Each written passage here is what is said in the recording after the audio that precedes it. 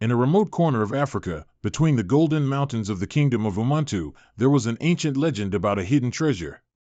This treasure was not just any gold, but it was tied to the very life of the land and its people.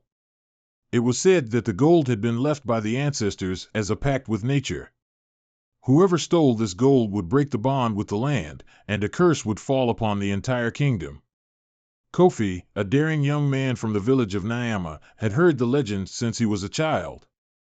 Blinded by greed and the promise of endless riches, he decided to venture into the mountains in search of the lost treasure.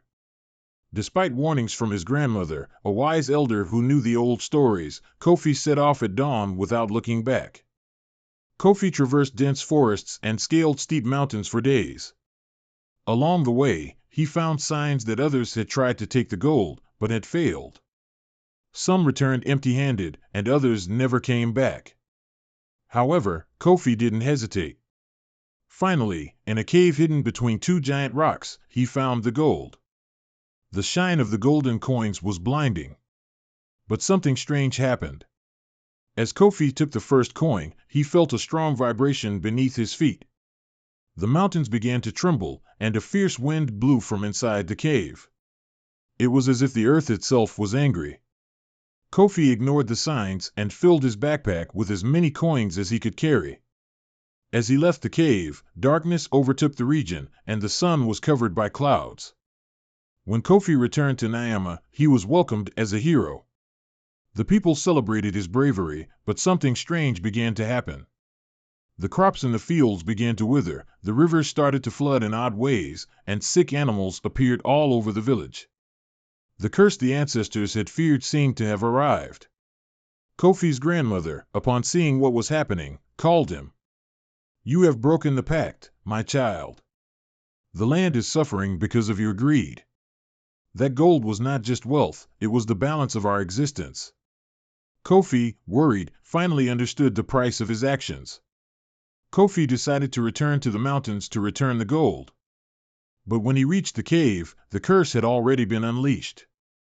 The wind howled, and an ancient voice spoke to him, "Only the thief can return what is lost, but the price will be high." Kofi, with tears in his eyes, began to place the coins back in their rightful place.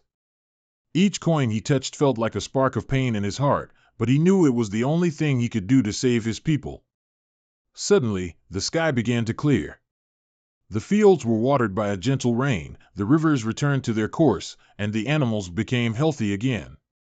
Kofi, exhausted, returned to the village with empty hands but a relieved soul. He had learned the most valuable lesson of his life. Lesson: the cost of greed. Kofi's story became a teaching for future generations. Greed, although it may offer material wealth, never compensates for the cost of losing what truly matters: our connection to the land, the community, and respect for the natural balance. In today's society, Kofi's lesson remains relevant. We live in a world where people often get swept up in the desire for more, without considering the long-term consequences of their actions. Whether it's the plundering of natural resources, the uncontrolled exploitation of land, or corporate greed, the balance between progress and nature is crucial for the well-being of all. Final reflection. Kofi's gold was never what truly made him rich. What he found upon his return was something far more valuable: respect for the land, the community, and the understanding that we cannot thrive at the expense of destroying what sustains us.